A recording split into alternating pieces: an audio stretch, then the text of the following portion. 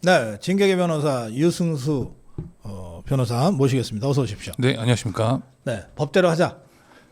법대로 해야 되는데 참 큰일 났습니다. 네. 예, 지금 저 김영현 장관의 변호인 역할 계속 하고 계시죠? 네, 맞습니다. 지금 속보가 떴는데 김영현 장관 측에서 중앙지법 형사 34부 전원을 기피 신청한다. 네, 맞습니다. 이런 속보가 떴습니다. 설명 좀 해주십시오. 네, 중앙지방법원 형사 34부입니다. 지금 이른바 내란 특검법에 따라서 조은석 특검이라는 이상한 조직이 탄생을 했는데요. 네, 이 조은석 특검이 김영현 장관님을 오로지 그냥 구속하기 위해서 네. 수사를 한 게 아니죠. 원래 이제 검사라고 하면은 수사를 하는 거 아닙니까? 네. 수사를 하고 수사가 끝나면 그 증거들을 가지고 이제 공소 제기를 해서 이제 유죄를 받게끔 하는 거죠. 이제 네. 검사 역할이라는 게. 그런데 이제 조은석 특검은 수사를 안 했습니다. 기본적으로. 그렇죠. 네, 수사를 전혀 하지도 않고. 검찰로부터 수사 기록을 넘겨받은 당일날 추가 기소를 했으니까 맞습니다. 수사도 안 하고 기소부터 한 거예요. 예, 그래서 원래 그렇게 하지 못하도록 되어 있는데요. 네. 근데 이제 공소 제기를 못 하게 되어 있는데 이 수사 준비 기간에는 그런데 네. 공소 제기를 했습니다. 그리고 나서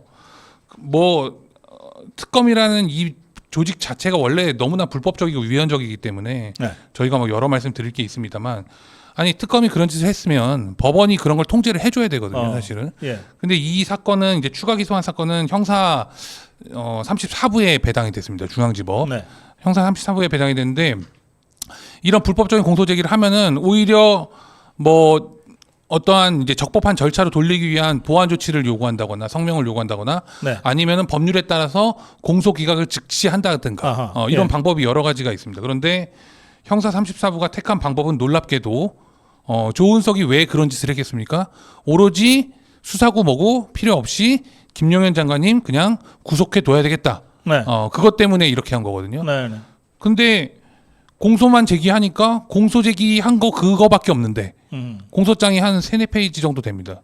그 4페이지를 가지고서는 갑자기 뭐 아무런 요청도 없는 상태에서 구속영장 신문기일을 지정합니다. 그래서 구속영장 신문기일이 오늘 바로 이제 월요일 오늘 14시 30분에 서울중앙지법에서 예정되어 있었습니다. 네. 근데 저희는 근데 이미 금요일에 이런 일 이제 공소가 제기됐다. 네. 네. 공소장을 사실 저희가 우편으로 받아본 것도 아니고요. 그냥 팩스로 보내왔습니다, 사실. 네. 그래서 아니 저도 이제 사무실에 없었는데 저희 법인으로 팩스로 보내왔다고 저희 직원한테 얘기를 들은 것뿐이고 저도 네. 네. 이런 식으로 하고서는 그걸 갖다 송달이라고 이제 우기는 거죠. 이게 검찰이 하는 게 아니라 특검이 하는 게 아니라 법원이 하고 있다는 거예요. 그래요. 오늘 우리 코너 이름이 뭡니까? 법대로 하자. 법대로 하자. 안 한다니까요. 안 한다고. 그러니까 이런 코너가 만들어지는 거라고. 아니 저 종북주사파 개딸들이 법대로 안 하는 거는 우리가 잘 알지만 그래도 마지막 사법부는 그래도 최소한의 법적 양심은 있지 않냐 이렇게 봤는데 그것도 아니네. 이제. 그렇죠. 그런데 이런 불법적인 공소 제기에 법원이 같이 춤을 추고 너를 뛴다 그러면은 저희가 이 재판은 시작부터 불공정한 재판이 되는 거예요. 네. 그래서 저희가 오늘 09시 그러니까 법원이 문 열자마자죠, 사실은. 네. 예, 법원 문 열자마자 09시에 바로 형사 34부 재판부 전원에 대한 기피 신청을 접수를 했습니다. 예. 기피 신청을 접수하게 되면 이 기피 여부에 대한 판단은 다른 형사 합의부가 판단을 하게 되어 있고요. 예, 그리고 무엇보다도 34부가 자체적으로 판단은 하는 게 아니고. 네, 맞습니다. 예. 그리고 형사소송법 제20조에 따르면은 기피를 당한 재판은 예. 바로 즉각 공판 절차를 정지하게 되어 있습니다. 예, 그러면은 오늘 영장신문이나 이런 절차 당연히 정지가 돼야 되는 거고요. 예. 왜냐하면은 기피를 당했는데 이 심리가 있기도 전에 기피를 당한 법관이 재판을 하면 안 되지 않습니까? 예, 예. 그래서 형사소송법에 아예 규정을 해놨습니다. 네. 예, 그래서 현재 지금 기피 신청되어 결론이 있는 나기 상태다. 전에도 기피 신청이 들어가면은 중지해야 됩니까? 맞습니다. 예. 예. 그래서 실제로는 이제 뭐 예를 들면 기피 신청도 다른 형사부에서 이제 재판을 하게 되면 네. 뭐 여부에 대해서 뭐 기각을 한다든가 뭐 그거에 대해서 네. 또 불복이 있으면은 또 항고 재항고를 거치게 되어 있습니다. 네. 그래서 그때까지 정지가 되도록 되어 있습니다. 그래요. 네. 예.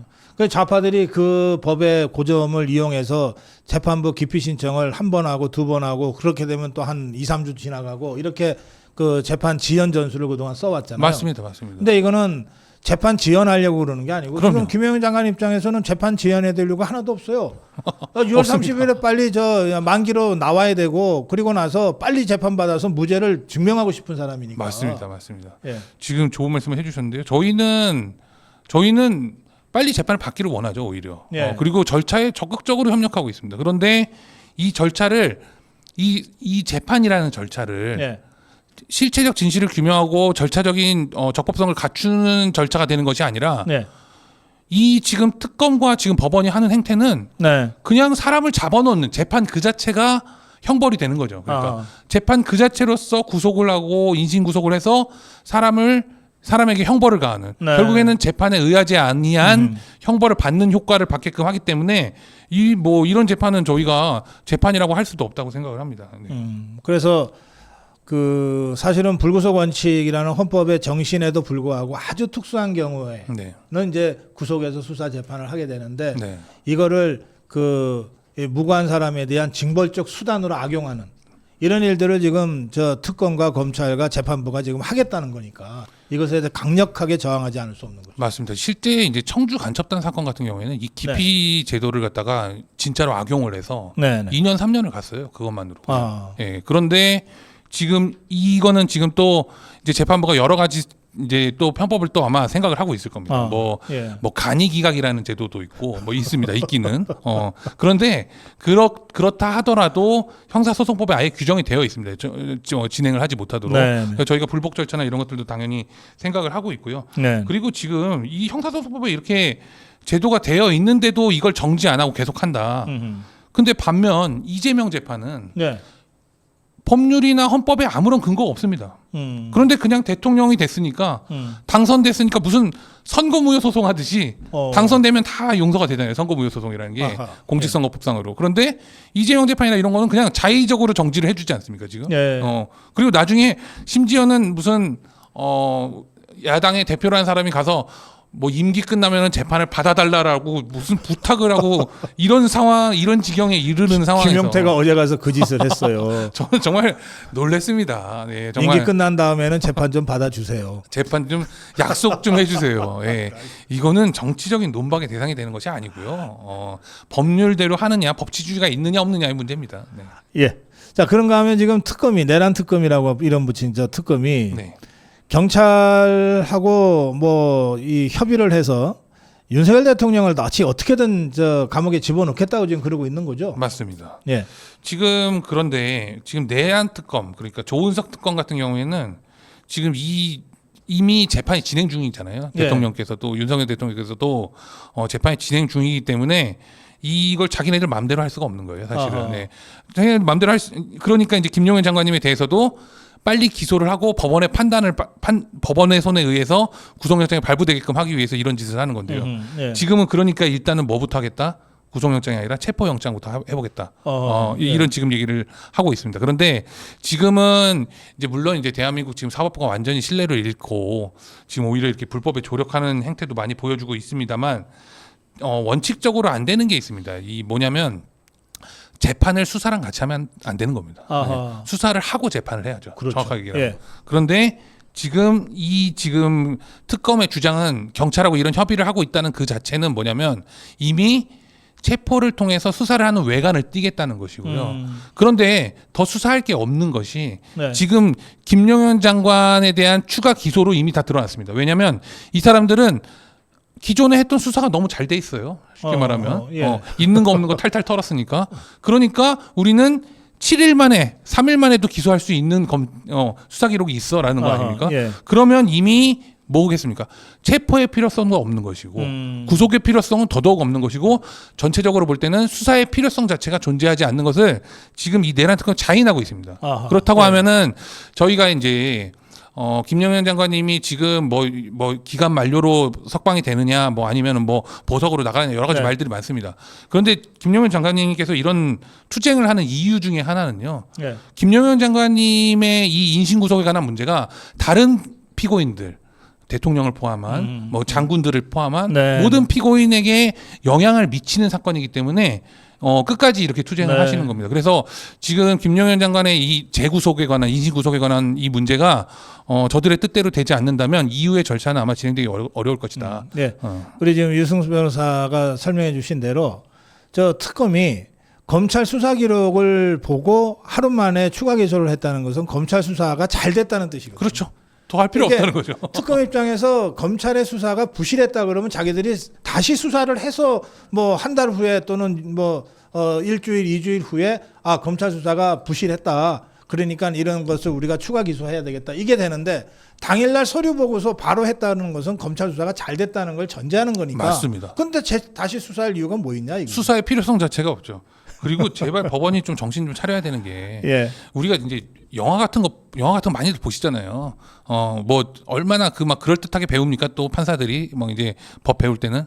그런데 보석이라는 거 아니면은 불구속이라는 거는 네. 말씀하신 대로 박사님 말씀하신 대로 원칙입니다. 그냥 원칙. 무죄 추정의 원칙에 기반한 원칙이죠. 네. 그렇기 때문에 보석 제도가 또 있고요. 네. 그럼 보석 제도는 뭐냐? 결국엔 보석이 됐든 뭐 구속 취소가 됐든 석방이 됐다라는 얘기는 그냥 출석만 담보할 수 있는 장치만 있으면 되는 거지 이 자체로 형벌을 가해야 되고 무슨 뭐 언론에서 뭐 그냥 말도 안 되게 쓰는 것처럼 뭐 수사에 탄력을 받아야 되고 뭐 구속을 통해서 그다음에 뭐 애초부터 뭐 길을 꺾어야 되고 이런 식으로 생각하는 이 수사기관의 행태에 예. 법원이 형사소송법상의 이 원칙을 무너뜨리고 조력한다.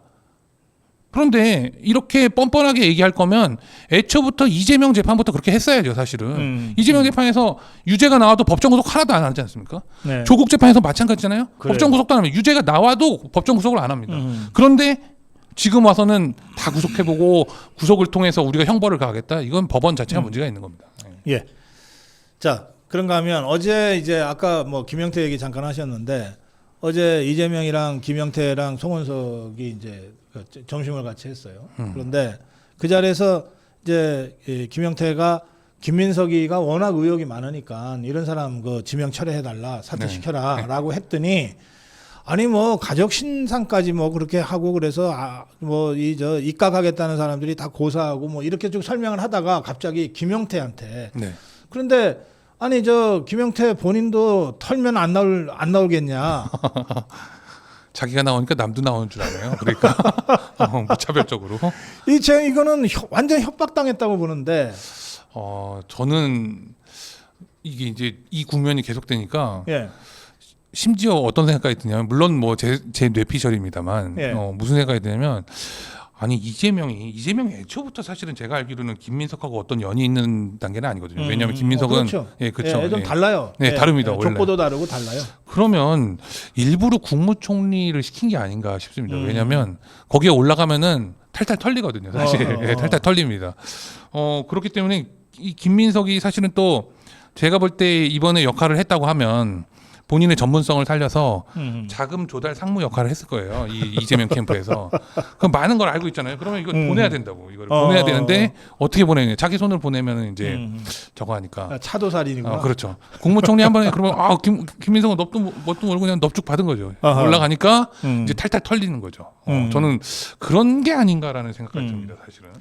근데 그 김영태한테 한 말은 저게 그 털면 안 나오겠냐 이 말은 사실 이게 검사가 자범 다루듯이 이거 한 거란 말이에요. 네, 맞습니다. 예.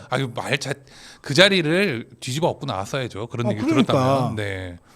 어떻게 이런 소리를 듣고도 꾸역꾸역 5가지 색깔의 국수가 진짜 목구멍에 넘어갔을까? 나 이런 참.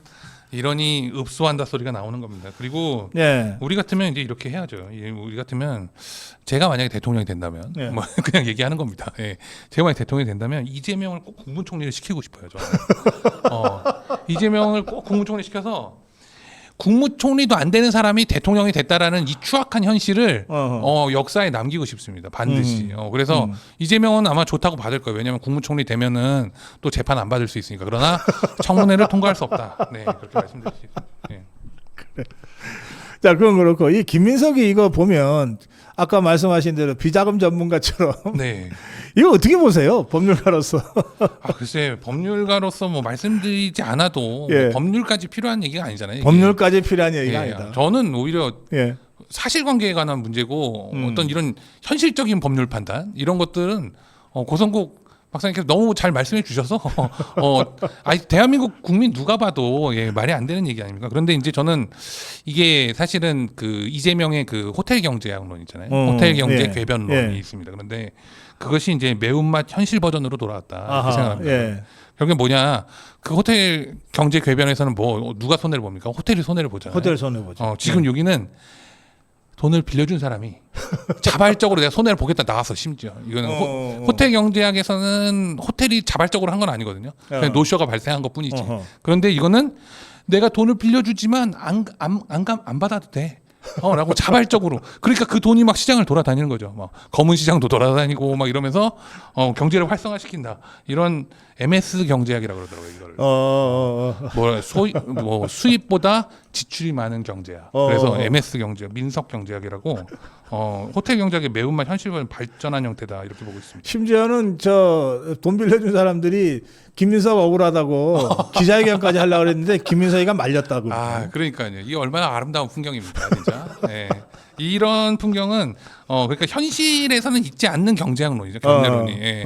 그런데 내가 손해를 봤지만 김민석이 마음이 아프면 안 돼. 이런 식으로 돈을 빌려주고 떼인 사람들이 전부 다 나와서 기자회견 하겠다. 이걸 아무도 믿지 않는 거죠. 사실 그리고 뭐 누구나 다 아는 얘기지만 이제 세무조사를 할 때도요. 예. 소득보다 지출이 많으면 세무조사 들어옵니다. 그렇죠. 당연한 거죠.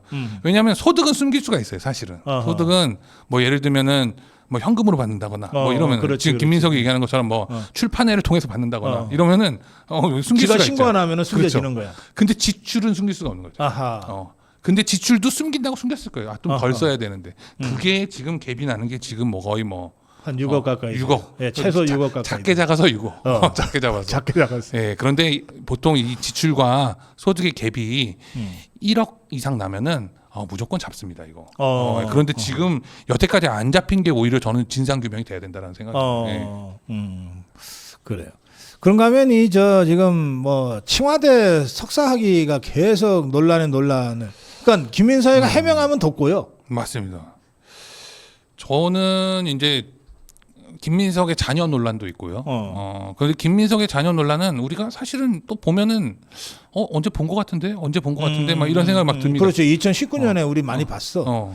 그래서 저는 이 지금 더불어민주당을 보면은요, 여기 지금 입시학원을 운영하다가 국회의원 된 사람들이 좀 있어요 여기에.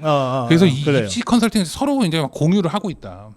그래서 자녀는 이렇게 유학을 어떻게 보내면 안 걸리고 그 다음에 뭐 수시를 어떻게 하면은 그냥 가라로 만들고 어떻게 하면 막 수시 만점 받을 수 있고 뭐 수행 평가 만점 받을 수 있고 이런 거를 철저하게 서로 공유를 하니까 계속 언제 조국 때 한번 본 것 같은데 뭐 언제 본 것 같은데 막 계속 이런 생각이 드는 거죠. 그런데 이제 이 자녀들이 성장을 한 거예요. 그래서 유학을 다녀온 거죠. 아버지. 이런 방법이 있습니다. 그래서 얘네들이 이제 발전된 형태로 이제 자녀들이 다시 아버지에게 전수를 해주는 거죠. 그래서 칭화대가 됐구나. 그렇죠. 이제 그러면서 이제 어른들이 이제 부모들이 이제 모르는 건 애들한테서도 배워야 되니까. 그렇죠. 참 정말로 가족 정당화 되는 거죠. 입시 가족 정당화. 예. 뭐 앞뒤가 도저히 맞지 않는 얘기라서요. 그리고 이렇게 되면은 사실은 그 중국의 칭화대도 사실은 뭐 상당한 권위가 있는 대학으로 알려져 있는데 그런데 이제 김민석 하나 때문에 그 권위나 무슨 뭐 학위에 대한 그 뭐 어떠한 그런 공신력이 완전히 땅바닥을 치게 되는 겁니다. 그러니까. 네. 그래서 제가 아까 전해드린 대로 20년 전에는 칭화대는 그냥 돈만 주면은 하기 좋던 대학이야. 이런 얘기가 유학했던 분들 입에서 나오잖아요. 그 칭화대 입장에서 얼마나 이게 창피한 얘기예요. 시진핑 주석께서 화를 내실 것 같습니다. 제가 볼 때. 네. 출신 대학이 거기시라고 하니까. 그렇지. 네. 시진핑이 거기 나왔다는 것 때문에 그 종북 종중 그 좌파들이 칭화대를 자꾸 갈라 그랬어. 동문이라고. 예. 그리고 그 중국은 관시가 중요한데 같은 칭화대 동문입니다 그러면. 맞습니다. 네. 칭화대 그 시진핑 비서들이 감히 무시 못하지. 뭐 이제는 사실은 뭐 우리가 이제 계엄 그러니까 탄핵 재판 때 대통령 탄핵 재판 때 하이브리드 전쟁이라는 말이 많이 나왔는데 이런 식으로 이제 어떤 학위를 주고 그 다음에 포섭을 하는 거죠. 대한민국의 정치인들을. 이런 전쟁이 이미 시작됐고 그런 사람이 심지어 포섭된 사람이 국무총리가 되는 게 아니냐. 이걸 우리가 걱정하는 그렇죠, 현실적인 위험을 마주했다 이렇게 보시면 되겠습니다. 네. 자, 마지막으로 비탄감 논란 좀 짚어주십시오. 네. 이 뭐 굉장히 뜨겁네요. 그 제명인의 마을이라고 하는 그 좌파 개딸 커뮤니티에서도 이건 말이 안 된다는 얘기들이 막 나올 정도라고 언론이 보도하고 있어요. 그 개딸 커뮤니티에서 이제 말이 안 된다고 얘기하는 사람들은 돈을 좀 갚은 사람들이죠. 그러니까 자기가 아니 전체를 탕감해 준다는데 나는 좀 갚았다 이거죠. 그러니까 그러니까 왜 내 건 그런 기존 거 환급해 줘야 되는 거 아니냐. 그런 거지. 우리 우파 자유우파의 관점에서 보는 것처럼 우리 자유우파는 왜 이걸 비판합니까? 네. 기본적인 모럴해졌다 이거는. 그렇죠. 예. 그렇죠. 누가 돈을 갚겠냐 이렇게 되면 돈을 빌리고 안 갚는 게 정당화되고 계속해서 이렇게 되면은 경제가 무너진다. 근본적으로 이렇게 얘기를 하는 건데 저희는 그런 관점에서 얘기를 하지만 이 지금 좌파들이 열받는 건 그게 아니에요. 기존에 나는 조금 면제만 해줬는데 이번엔 탕감을 해준다 그러더라고요. 그러니까. 그렇지. 먼저 갚은 내가 손해 아니냐 이런 거죠. 이제 먼저 탔어야 되는데 그거를. 근데 이제 우리가 여기서 좀 돌아볼 거는 아니 그럴 거면은 저 이재명이가 제명인의 마을에다가 조금 힌트라도 주지. 조금 그렇죠. 기다려라 빚 갚지 말고. 근데 그거 힌트를 줬어도 이재명 그 개딸들도 가물가물했을 거예요. 왜냐하면 그렇다고 범죄자가 대통령이 될까? 그렇지. 그렇게까지 생각을 했기 때문에 힌트를 줬어도 먹히지 않았을 것 같습니다. 제가 자 그런데 이제 박근혜 대통령 때 이제 국민행복기금이라는 게 있었고요. 네. 윤석열 대통령 때 이제 새출발기금이라는 게 있었습니다. 자 각자 그러면 뭐 박근혜 대통령도 하고 뭐 윤석열 대통령도 했는데 왜 이제 와가지고 이거 가지고만 욕하냐? 근본적으로 다릅니다. 자 기본적으로 이런 제도가 있어야 된다라는 것 자체. 그러니까 이제 완전히 이제 채무를 지급할 변제할 능력이 불능인 상태에 있는 사람들에게 채무를 계속 쌓이는 건 사실은 의미가 없는 건 맞죠. 그런데 이런 경우에 이걸 어떻게 해야 되느냐? 일부라도 조정을 해서 이 다시 한번 사회의 어떤 시장 경제의 틀 안에 진입할 수 있는 기회를 주자는 게 이런 조정 제도였어요. 그렇죠. 쓰러진 사람을 다시 일어서 뛰게는 기회를 주자. 그래서 상환기일을 연기한다든가 아니면 채무를 일부 면제를 해주는 거죠. 감면을 해주는 거지 전체를 탕감해 주는 게 아니에요. 그래요. 지금은 대규모로 지금 탕감을 해주겠다. 5천만 원 이하 개인 채무를 대상으로 하고 7년 이상 연체하면 탕감. 안 갚아도 돼. 그러니까 먼저 6년 연체한 사람은 대상이 안 돼. 그러니까요. 왜 1년이나 더 기다려야 됩니까, 대통령님 이거죠. 그러니까 개딸들이 그래서 열받는 거예요 지금. 저는 5,100만 원인데요. 왜 탕감이 안 되죠? 이런 거죠. 이거는 모럴해저드입니다. 그냥 말 그대로. 지금 그래서 채권을 전부 다 소각해가지고 빚 부담을 없애준다 뭐 이런 얘기인데요. 이것도 마찬가지입니다. 이것도 호텔 경제학의 노쇼랑 똑같은 거예요. 결국 이 노쇼의 부담을 누가 안는 거냐는 거예요. 우리가 지금 결국에는 정부가 안겠다는 거거든요. 그러니까 저 유승수 변호사하고 내가 안는다니까. 맞죠. 그리고 저 정부가 뭐 지것들이 돈 버나 우리 세금 갖고 운영하지? 더 나아가서는 누가 안느냐? 미래 세대가 안는 거죠. 미래 세대가 안는 거지. 미래 세대 개딸의 자식들 뭐 아니면 개딸의 자식의 자식들이 다 안는 겁니다 이거. 근데 지금 개딸들은 자식의 자식이고 나발이고 나만 살면 돼 일단. 그러니까 지금 열받는 거예요 지금. 이거 더 해달라고. 더 해달라고 열받는 거지. 전혀 우리가 보는 관점하고는 다르고 기존의 우파 정권에서 했었던 그러한 채무 조정 제도하고 완전히 달리합니다. 그 기회를. 그리고 만약에 이런 제도가 사실은 남발돼서는 안 되는 근본적인 이유가 있습니다. 왜냐하면 기본적으로 법원에서 이제 개인회생이나 파산제도를 운영하고 있거든요. 그렇죠. 그러면은 제로 베이스에서 다시 출발할 수 있는 기회를 제공하고 기회를 있어요. 줘요, 지금. 기회 주고 있죠. 그런데 근거 없이 계속해서 면제를 해준다? 그럼 누가 돈을 갚겠습니까, 진짜로? 그 부담은 누가 안을 거냐는 거죠. 김민석이 안을 겁니까? 김민석이 다시 출판 기념회 열어가지고서 그 돈으로 안 할 겁니까? 택도 없는 소리죠. 아니, 그래서 한간에서는 대장동 저수지 좀 터서 해주면은 누가 뭐라 그러냐 그런 말도 있어요. 그래서 그 대장동 저수지를 어떻게 만들었는데 그걸 트겠습니까? 나라 고가는 터도 대장동 저수지만큼은 두 겹으로 쌓죠. 자 마무리 한 말씀 드릴게요. 네, 지금 심각한 어떠한 법치주의의 그 붕괴라는 것을 우리가 이미 겪고 있고 앞으로는 더 심화될 것으로 보입니다. 그런데 어떠한 법률적인 절차나 아니면 사회적인 제도라는 것은 사실은 도덕이나 윤리보다 우선합니다. 왜냐하면 그것이 이미 기존의 최소한을 정해놓은 것이죠. 그런데 이미 대한민국의 대통령이라는 자는 그 최소한을 지키지 않는 상태로 대통령이 당선이 됐고요. 그 밑에 국무총리니 앞으로 임명되는 임명이 되는 이재명 정부의 인사라는 것은 앞으로 더더욱 더 기본적인 최소한인 법을 지키지 않는 사람들이 계속해서 등장이 될 것입니다. 저희가 이런 사람들이 국정을 논한다는 것 자체가 수치스러운 일이라는 것을 알게끔 다른 국민들에게 알리고 투쟁하는 일이 필요합니다. 네. 법이 지켜지면 우리가 법대로 하자는 코너를 운영할 이유가 없죠. 그렇죠. 저도 없으면 됩니다. 예, 법대로 하자 오늘 유승수 변호사와 함께 인사드리면서 오늘 월요일 아침 생방송도 모두 마무리하겠습니다. 저는 사실은 저 10시 반에 마포경찰서로 가서 제가 저를 또는 고성국 TV를 구글하고 매도하고 그리고 뭐 제가 지난번에 쓰러졌을 때 아예 못 일어났으면 좋겠다 이런 식으로 뭐 제가 표현은 훨씬 그보다도 거칠고 과격한 표현들을 이 SNS에서 올린 자들이 있습니다. 그 자들을 저희가 고소를 했어요. 제가 당사자로서 고소를 했는데 그 고소 사건의 고소인 조사를 제가 받아야 되기 때문에 마포경찰서를 갑니다.